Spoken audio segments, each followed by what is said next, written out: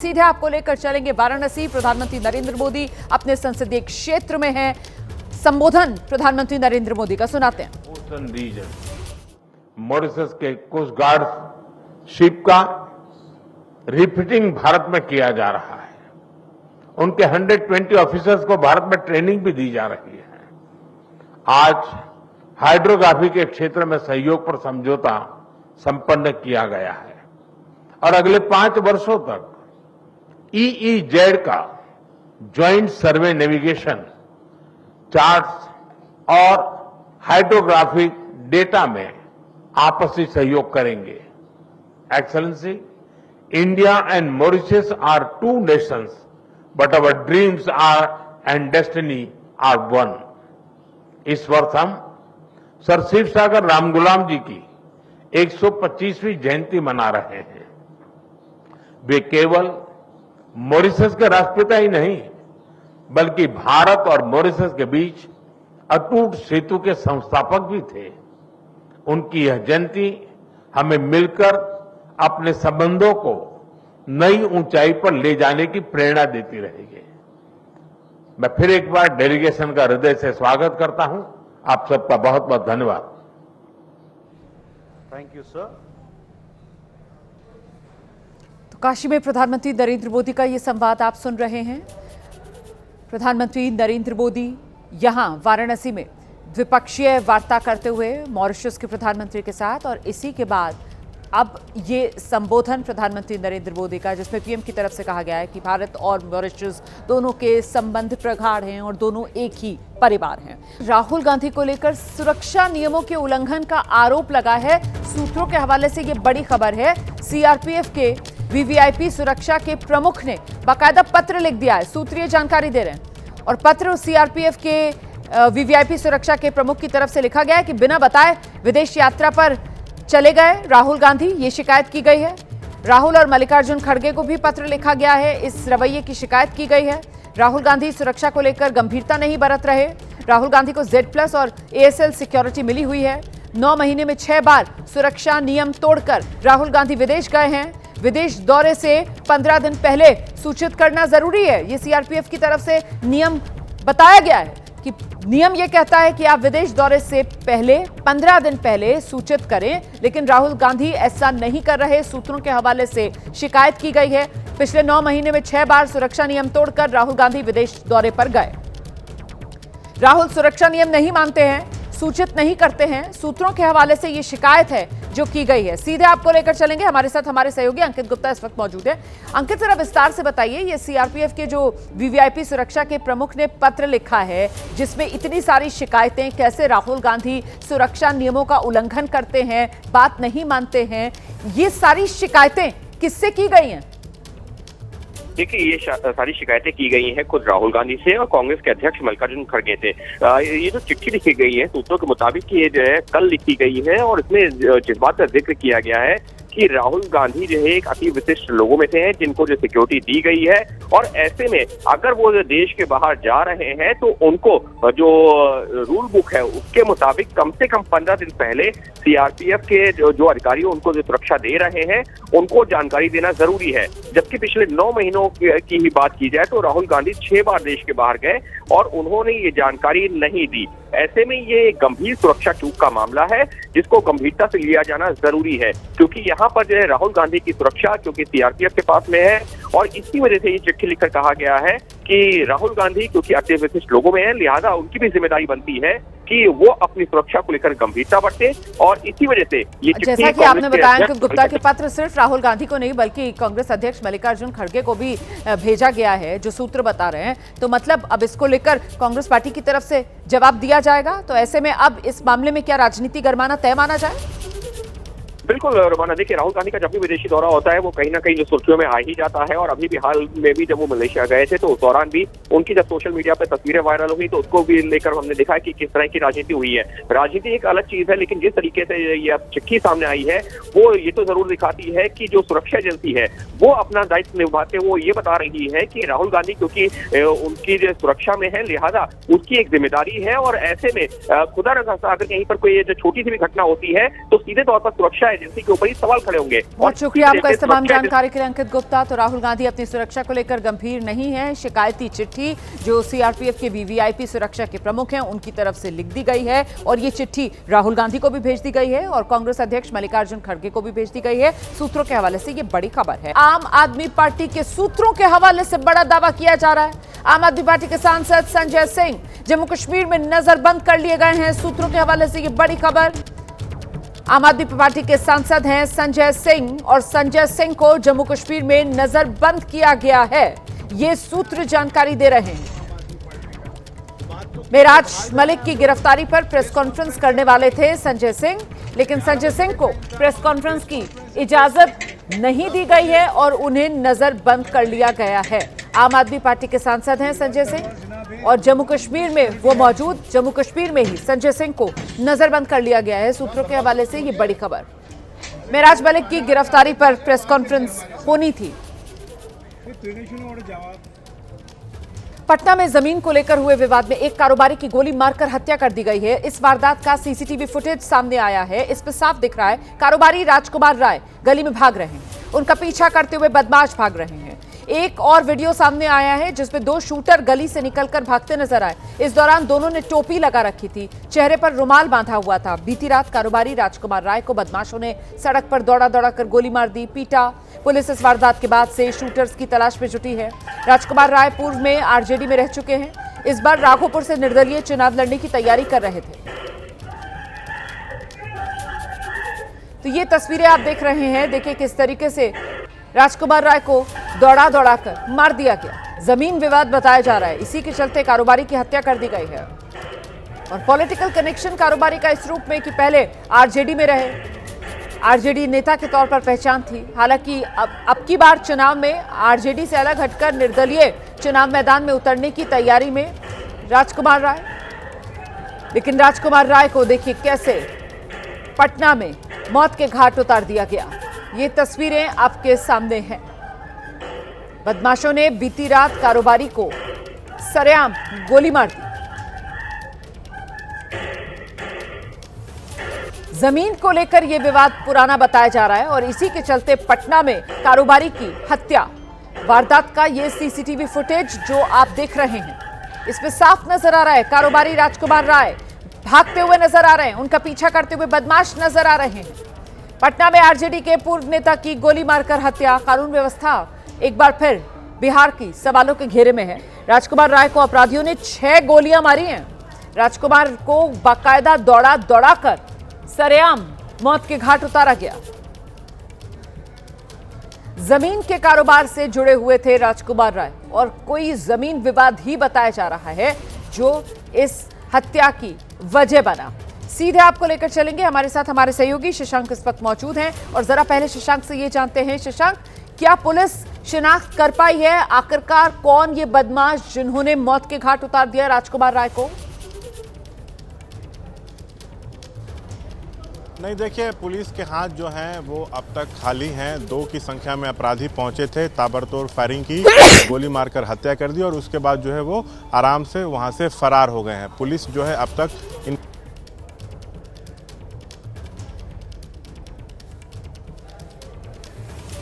आनंद फानन में अस्पताल जो है परिजन लेके गए थे, लेकिन हॉस्पिटल में उनको मृत घोषित कर दिया गया है। जिस तरह से घटना हुई है पूरे इलाके में सनसनी फैल गई है। लॉ एंड ऑर्डर पर एक बार फिर सवाल उठ रहे हैं। चुनावी वर्ष है, कानून व्यवस्था एक बड़ा मुद्दा जो है इस बार बन चुका है। और आपको बता दें ये पहले राजद से जुड़े हुए थे, ज़मीन कारोबारी तो थे ही, और इस बार जो है वो राघोपुर से निर्दलीय चुनाव लड़ने की जो है वो तैयारी कर रहे थे।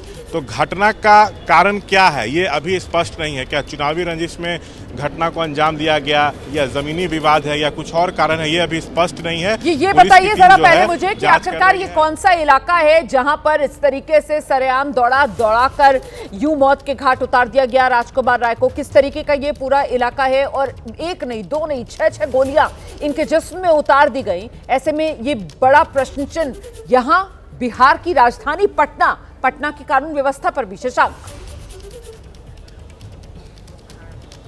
आप देखिए कुछ दिन पहले ही एक गैंगस्टर की अस्पताल में घुसकर अपराधियों ने गोली मारकर हत्या की थी। उसका लगातार बड़ी बड़ी घटनाएं हो रही हैं। अभी ये ताज़ा मामला है। ये जो इलाका है ये राजेंद्र नगर टर्मिनल के पास का है, चित्रगुप्त नगर का ये इलाका है। बिल्कुल घर के पास ही जो है उनको जो है वो गोली मारी गई है और घटना जो है कल रात करीब 9:45 बजे की है। पुलिस की टीम तुरंत तो पहुंच गई, पास में ही जो है पेट्रोलिंग की पुलिस टीम जो है वो मौजूद थी, इस तरह की जानकारी मिल रही है। लेकिन अब तक जो है पुलिस के हाथ इस मामले में खाली हैं। विपक्ष सीधा घेर रहा है कि बिहार में जो है ये महाजंगल राज है। परिवार की तरफ से क्या बताया जा रहा है? क्या किसी से संपर्क में थे? किसी तरीके की कोई धमकियां या किसी तरीके का कोई खतरा, कोई ऐसी जानकारी जो परिवार के साथ साझा की गई हो, या परिवार की तरफ से क्या किसी पर शक जताया जा रहा है? और जिस तरीके से इस हत्या को अंजाम दिया गया, क्या इसी समय रोज अपने घर वापस लौटा करते थे? मतलब क्या घात लगाकर यह हमला हुआ है? इसको लेकर क्या जानकारी है? देखिए, अपराधी तो पहले से वहाँ पे छिपे हुए थे, इस तरह की बात जो है वो सामने आ रही है। ये ज़मीन कारोबारी भी थे, चुनाव लड़ने की तैयारी निर्दलीय वो भी राघोपुर से कर रहे थे। राघोपुर तेजस्वी यादव का क्षेत्र है, ध्यान रखिए। तो हर दिन रात में आते थे और कल भी जो है वो रात में पहुँचे और उसी समय जो है इस घटना को अंजाम दिया गया है। तो अब सवाल उठ रहा है कि क्या पहले से वहाँ उनकी रेकी की जा रही थी? इस तरह के सवाल जो हैं वो उठ रहे हैं। लेकिन घटना का मुख्य कारण क्या है और किन लोगों ने घटना को अंजाम दिया है, इस पर से पुलिस जो है आज देर शाम तक जो है वो पर्दा उठा सकती है। और ऐसे में सियासी प्रतिक्रियाएं किस तरीके की आ रही हैं शशांक? नहीं बोला जा रहा है, परिवार जो है सदमे में है। ठीक है। नहीं, देखिए, चुनावी वर्ष है, जैसा मैंने कहा, लॉ एंड ऑर्डर एक बड़ा मुद्दा है। नीतीश के पास गृह विभाग है और आए दिन बिहार में एक के बाद एक बड़ी घटनाएं हो रही हैं। विपक्ष सीधा कह रहा है कि आप लोग ये कहते हैं कि 1990 से 2005 तक जंगल राज था, तो ये क्या है? यहाँ तो नेता भी सुरक्षित नहीं है, आम आदमी भी सुरक्षित नहीं है और पुलिस वालों पर भी हमले हो रहे हैं। तो क्या ये महाजंगल राज नहीं है? आरजेडी सीधा सवाल जो है एनडीए से जो है वो कर रही है। नेपाल के काठमांडू में हिंसा के बाद गुरुवार को, मतलब आज के दिन, हालात कंट्रोल में हैं। इसके बाद भी आर्मी ने एहतियातन राजधानी काठमांडू और काठमांडू से सटे हुए जो आसपास के इलाके हैं वहां कर्फ्यू जारी रखा है। और इस बीच देश में अंतरिम सरकार बनाने की कोशिशें भी अब तेज हो गई हैं। आर्मी हेडक्वार्टर में इसे लेकर जेनजी और अफसरों के बीच दूसरे दौर की बातचीत जो सुबह 10:30 बजे शुरू हुई, लेकिन बातचीत के बीच में नेपाल के लाइटमैन कहे जाने वाले कुलमान घिसिंग का नाम भी अब आगे आ रहा है। सुशीला कार्की के नाम पर फिलहाल सहमति नहीं बन पा रही है। अंतिम फैसला होना अभी बाकी है। खबरें तो ये भी आ रही हैं कि जेनजी में कई गुट ऐसे बन गए हैं, इसीलिए प्रधानमंत्री के नाम पर वहां पर सहमति बन नहीं पा रही। हर गुट अपना नाम, अपनी तरफ का नाम आगे बढ़ा रहा है।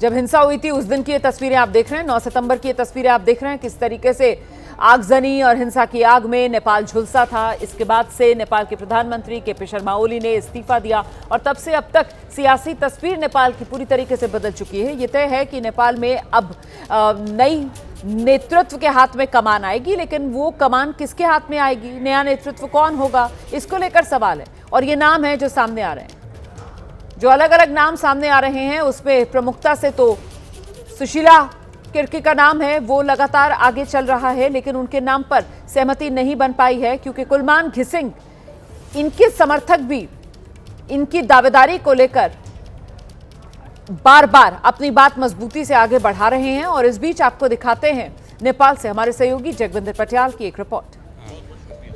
डिप्टी अटॉर्नी जनरल संजीव बता रहे थे कि 100 से ज़्यादा हार्ड डिस्क गायब की गई हैं, सीपीयू को जलाया गया है और अटॉर्नी जनरल का सारा रिकॉर्ड उन हार्ड डिस्क में था, लेकिन उसकी कापियां यानी उसका बैकअप जो है सर्वर पर और सुप्रीम कोर्ट में भी मिल सकता है।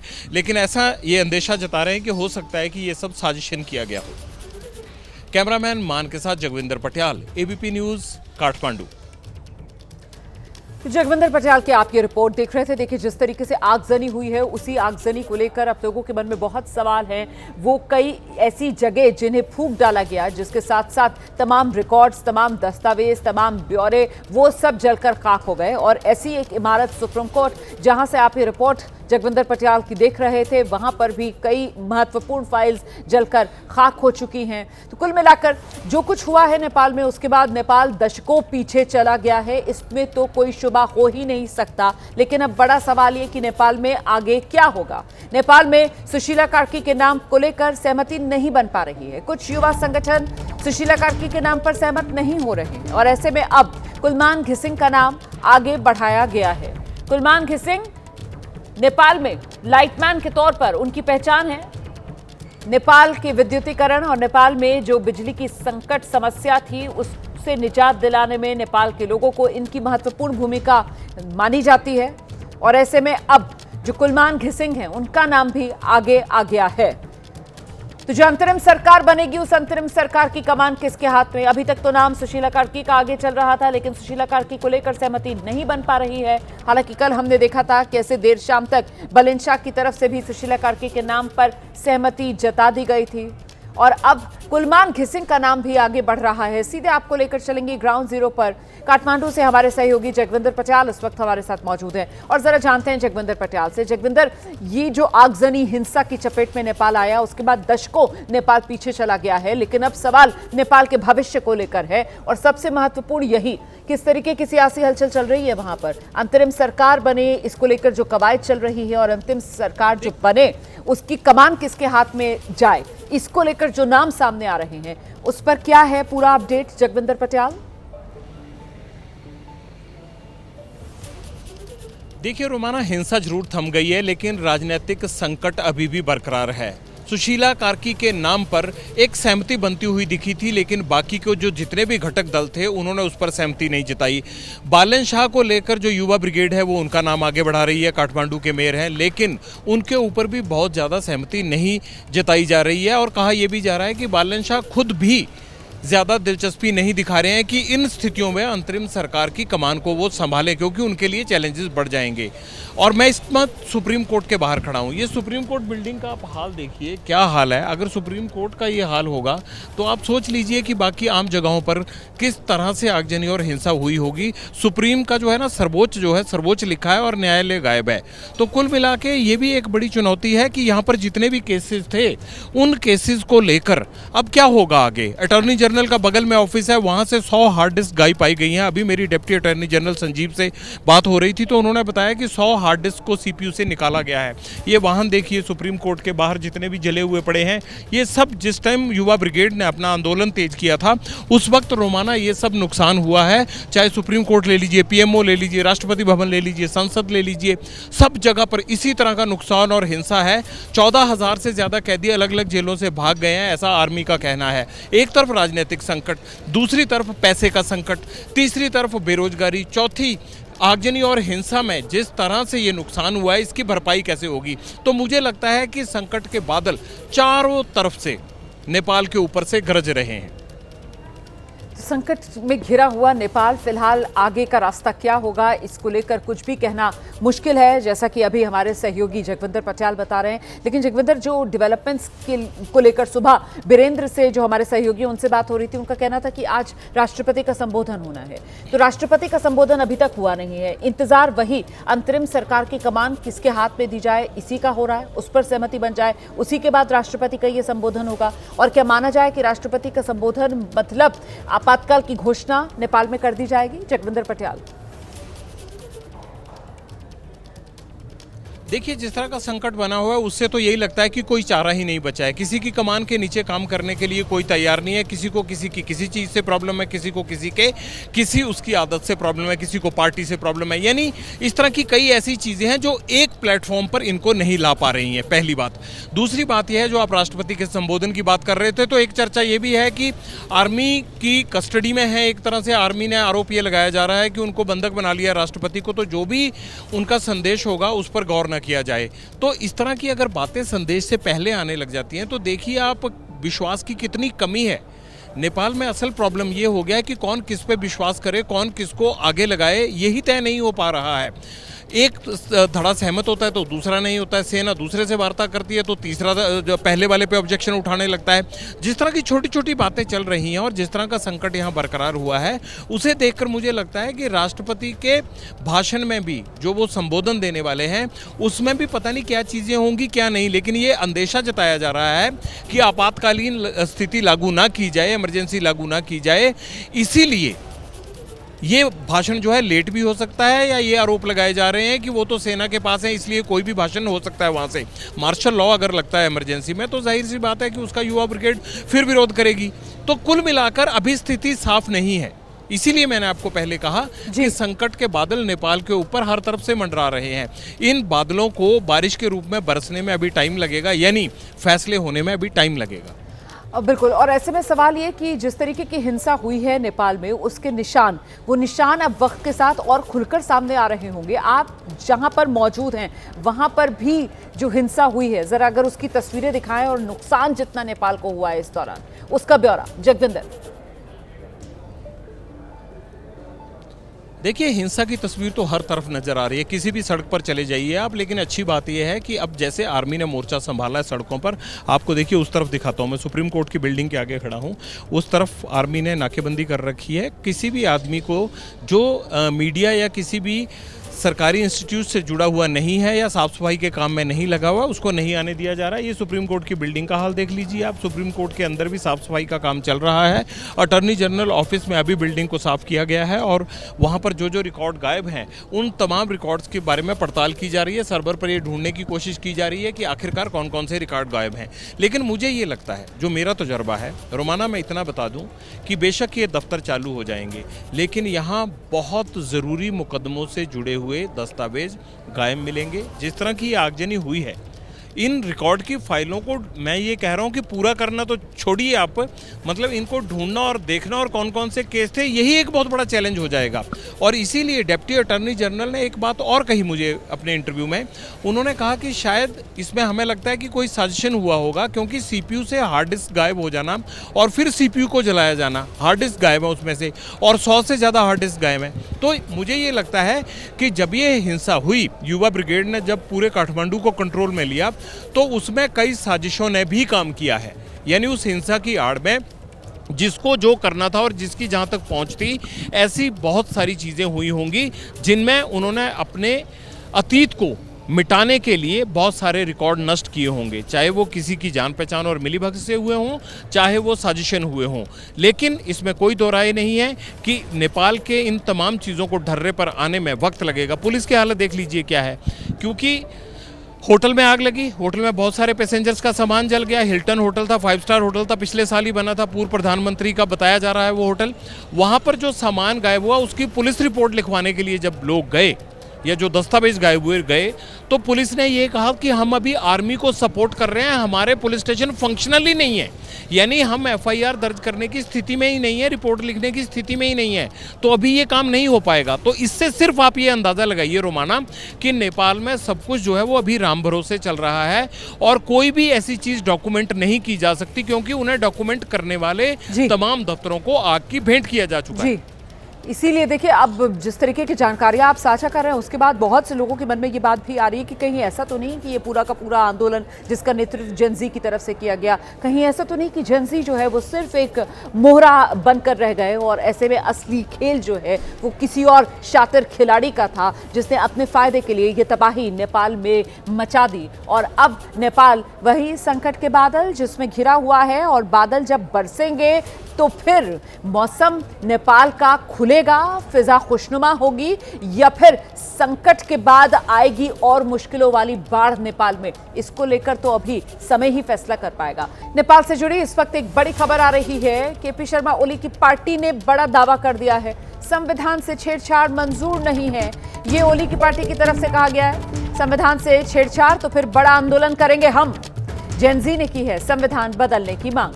देखिए, एक तरफ जेनजी है जो संविधान बदलने की मांग कर रहा है, और अब केपी शर्मा ओली की पार्टी की तरफ से ये बड़ा दावा किया है कि संविधान से छेड़छाड़ मंजूर नहीं, और अगर संविधान से कोई छेड़छाड़ होती है तो फिर बड़ा आंदोलन किया जाएगा।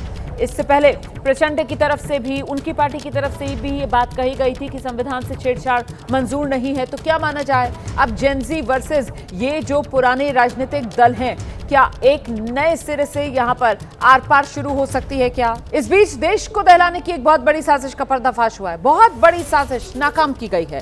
कार्रवाई हुई है दिल्ली पुलिस की स्पेशल सेल की तरफ से। आईएसआईएस के 2 और आतंकवादियों को धर दबोचा गया है, और कल से अब तक कुल 5 आतंकवादी जिनकी गिरफ्तारी हो चुकी है, ये पकड़े गए। आतंकवादी जो हैं आईएसआईएस वाले मॉड्यूल के तहत भारत को दहलाने की फिराक में थे। ये बड़ा खुलासा हुआ है। पाकिस्तान में बैठे इनके हैंडलर इनको नाकाम साजिश रचने के लिए तैयार कर रहे थे। इनका मकसद खिलाफत मॉडल तैयार करना था। दिल्ली से 2, झारखंड से 1 आतंकवादी पकड़ा गया। दिल्ली पुलिस की तरफ से दावा किया गया है झारखंड से पकड़ा गया जो दानिश है उसी ने इस ग्रुप को जोड़ा था और बाकायदा कंपनी की तर्ज पर आतंकवादी नेटवर्क चला रहा था। आतंकी दानिश को इस मॉड्यूल का सीईओ बनाया गया था। हथियार, आईडी बनाने का सामान सब बरामद किया है।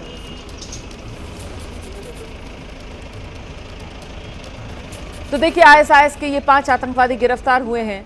ऐसे में सबसे महत्वपूर्ण नाम अशर दानिश का है। उम्र 23 साल है। रांची, झारखंड से गिरफ्तार किया गया है। इस ग्रुप में सबसे ज्यादा पढ़ा लिखा यही बताया जा रहा है। इसके अलावा दिल्ली से 2 आतंकवादी पकड़े गए हैं। एक आफ्ताब कुरैशी है।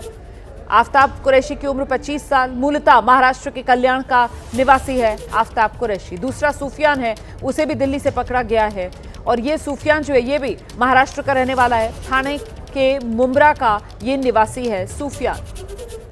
गिरफ्तारी मोहम्मद हुजैफ यमन की भी हुई है। उम्र 20 साल, निजामाबाद तेलंगाना से इसे गिरफ्तार किया गया है। कामरान कुरैशी को भी गिरफ्तार किया गया है। 26 साल उम्र है कामरान कुरैशी की। मध्य प्रदेश के राजगढ़ से कामरान कुरैशी गिरफ्तार किया गया है। तो कुल 5 आतंकवादी जिन्हें गिरफ्तार किया गया है। इन पर आरोप देश के खिलाफ बड़ी साजिश रच रहे थे। पाकिस्तान में बैठे हैंडलर्स इन्हें कंट्रोल कर रहे थे और एक कंपनी के तौर पर ये आतंकी नेटवर्क जो चलाया जा रहा था, जिसका सरगना जो खुद को सीईओ एक तरीके से बताता है, आतंक का सीईओ है ये दानिश। उम्र 23 साल, रांची, झारखंड से दानिश को गिरफ्तार किया गया। झारखंड के बोकारो का ये मूलतः रहने वाला है। गिरफ्तारी इसकी झारखंड के रांची से हुई है। इस पूरे मॉड्यूल का सीईओ यही दानिश है।